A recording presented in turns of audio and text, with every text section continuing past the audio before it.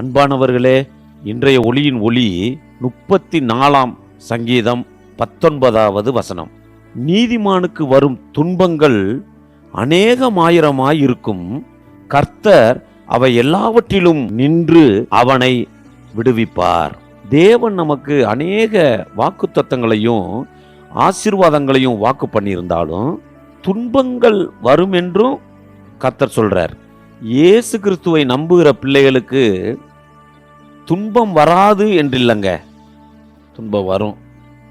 நாம அநேக துன்பங்களின் வழியாக தான் நம்ம பரலோகம் போக முடியும்.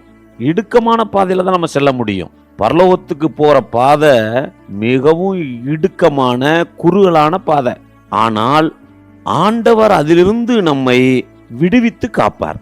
கர்த்தர் இக்கட்டுகளுக்கு நீங்களாக்குவார் அப்படின்னு யோபு பக்தர் சொல்றார்.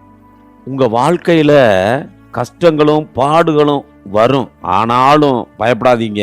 இவை எல்லாவற்றிலும் இருந்து கர்த்தர் விடுவித்து உங்களை காப்பார். God bless you.